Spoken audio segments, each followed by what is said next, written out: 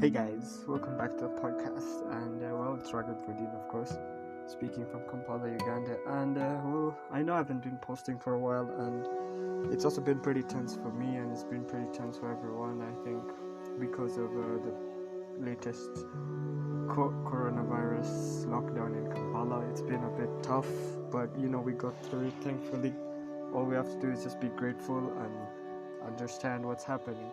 So today it's just basically a really small episode. There's nothing big happening. I'm just gonna give my small opinions about some other things and some things that are actually facts. So the first thing I really wanted to talk about is the coronavirus update in Kampala here in Uganda. A total of 687 people recovered from COVID-19 in 24 hours, according to Saturday's updates from the Health Ministry. Now the cumulative number of recoveries stands at 54,845. At the same time, new infections dropped to 770 after holding steady for 2 days above 1,000. The total cases of COVID-19 cases since the first case, of course, which was reported in the country in March 2020, the number was recorded till now was 82,852 cases. But I feel like this is actually very good. The recovery rate was pretty interesting to see, because if 50,000, 54,000, and basically if we round it off, it's actually 55,000. I'm just giving my own figures here. Apart from the 54,845, that's very basic. I got it from online, and I was doing a little bit of my own research, and yeah, it took some time, but I figured it out, and it looks like it's really good, because I didn't think that anyone would know the amount of deaths, and I didn't really want people to look at that side of how many people have died, though may their souls rest in peace and may God be with them, and all we can do is pray for them and wish best for their families and do whatever we can to stay safe.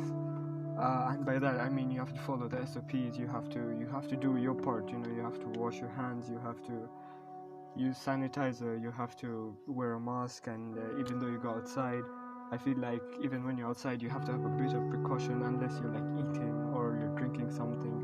And by that I don't mean like alcohol. I just mean like if you're drinking like a juice or a soda or something. So yeah, that's what I basically mean. And seeing the cases total of 82,852 was interesting, because the recovery rate is amazing. That means about 30,000 people or even less were not recovered, or even though they are not recovered, maybe they're still recovering, because some of them were in a really deep critical condition that is tough. I guess, and it's pretty off and on, and it's expensive, and it's crazy. So I think on our part, what we can do is just be careful, stay safe, and please follow the SOPs, because they will help you and they will make you stay safe from all this. And I hope that everyone is safe, and I hope everyone who is listening to this is okay and nothing ever happened to you guys. So my second thing I want to talk about is about Museveni's school delay and the USE results. I came onto this because I was recently notified that the USE results are coming out on Friday. So everyone who did S6 this year, at the beginning of the year, we are gonna see their results on Friday and see how they perform due to COVID. But in this little situation of COVID, I feel like this certificate for S6 in the national thing is pretty pointless. And like, what I really wanted to say is how bad that schools are closed and haven't been moving. A lot of students are in currently S5 going to S6 and are suffering because our government is not giving schools, and which of course I said before and I'll say it again, the national schools are not considering to do any online classes or be anything within online classes. And it's given me how can I say, I would use my voice to like push forward to say something, because there's no one actually talking about it. People are enjoying, but the only problem is what they're seeing is that, yeah, you're enjoying, but what are you benefiting out of it? People are at home, they're not benefiting at all. Getting a job is hard. We need more proof. Like, that's why they tell us to do S6, finish your A levels, and you can get a better job. And now some people have been in the same class for the past 2 years. Imagine if there was an S1 student who was in, let's say in 2019, he was in S1, he's in P7, and then 2020, he was in S1, 2021, he's still in S1, the year is almost ending. I can't believe that the kid is gonna stay in S1 for 3 years, 3 whole years. I mean, that's just stupidly surprising that you're gonna tell a kid to come back to school when he's 16 and he's still in S1, and you're like, what is happening? Why isn't the government taking any step towards online education in national schools?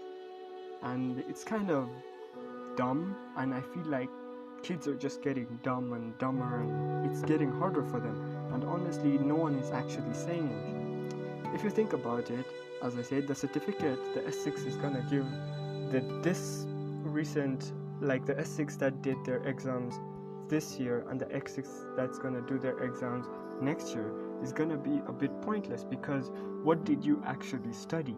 What did you actually learn? Because you've had these continuous long breaks. You had school for 8 weeks only, and then you're back at home for 42 days. Everything that you learned in those 8 weeks, gone, because you're not doing anything. You're not learning, you're not doing any exams. The teachers are just saying, yeah, we should do it, and they don't do it. And it's kind of getting a bit of annoying that even the teachers are not pushing towards it. They're not telling the school that, you know, we have to do this in order to actually see our students graduate. And my friends and I were talking about it, and people are saying that if we don't do S6 by next year, they're gonna drop out. And I feel like that's a good option, because it's gonna be the same thing. Even though you have an S6 result and a pass on every subject, let's say you get all B's in all your subjects, okay? It'll be pretty useless, because you didn't study a lot, and even though they did mark you as like UCE, like properly, they would mark you with such an intention that you know that, okay, this kid has been in COVID, he didn't read this much, this. They set the questions a bit lower standard, so it is easier, which I feel is stupid, because as I was going through a couple of past papers in my S6, I was seeing a lot of things that were getting harder by age. Of course, from the 1990s, I saw my math paper from the 1990s all the way from 1990 up to 2020, and they have been increasing crazily. Though the one in 2020 was slightly easier than the ones before, and I feel like it's just gonna get easier and dumber for people to just let this go, because this is a really strong topic. This is the future people are playing with, and I feel like if we can do something about it, we can actually push the government, or we can push our teachers and our schools to, you know, move further. Though, as I was reading in the newspaper, I went to the bank auction bid. I was just going through the newspaper, of course, and I saw about 2 universities, of course, private universities, that were going out for bidding, because apparently they took bank loans and they couldn't pay it because of COVID, and the bank was refusing to actually give them time. And I would say that I don't know why, because of COVID, everyone is broke, you see, and now they're bidding whole universities online. It's insane to see that. Does this mean that our school system is crashing? Does it mean that students are just gonna get dumber, not get a proper education? What's gonna happen to the, let's say, like kids from S1 or even lower, like P7, P6, who are not going to school? I can't believe, like, I can't imagine myself. I'm like, let's say 13, I'm doing P7 and have been there for 2 years, and now I'm 15, I'm doing P7 when I'm bloody 15. I feel like that's not fair. At what age do you want me to finish school? and it's stupid. And I know I'm constantly repeating this, but it's a point I'm trying to prove. It's something small that I'm trying to prove. I hope you guys understand this. All I'm saying is that I'm giving a concern for the rest of students and my friends. But if you hear this and actually feel or understand what I'm saying, I would love you to give me feedback on this, or give me your point of view on this, if you actually care or if you actually know what people are going through. I would love to see people talking and saying something about it, because it's pretty pointless to have no future or not take care of the future if now is not being taken care of. Like, I can't really explain it because it's very straightforward. I know it's a bit here and there, but yeah, I just can't see us having a future if they're not taking care of us now.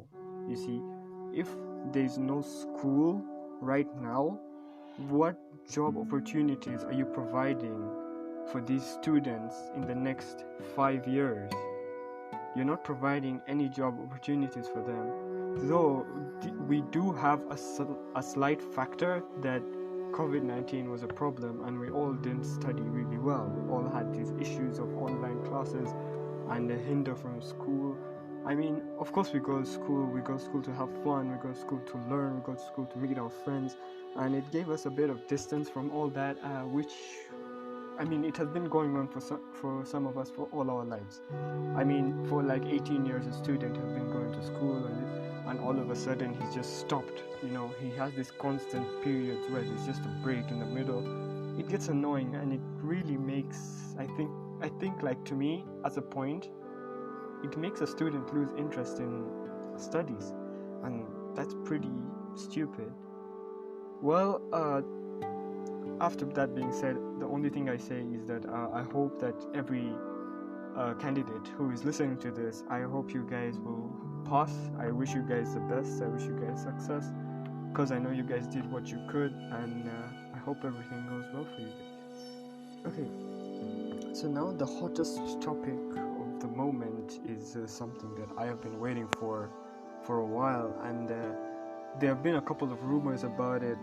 But yeah, okay, so this is about like Lionel Messi and how he's going to PSG, and it's surprising for him to see, like, after Messi has left Barcelona after 21 years, 17 seasons, and having won 35 trophies. 17 seasons, 21 years, that's some real dedication there. I mean, we all respect him. He's one of the best.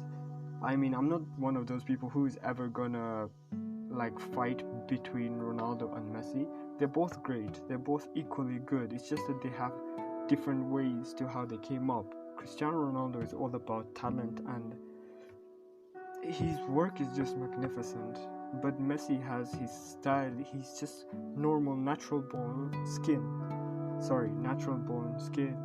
And I feel like skill sometimes is got to a couple of people, but hard work and patience and all that's something, you know. So I would never ever compare the two, because they're both different but equally good.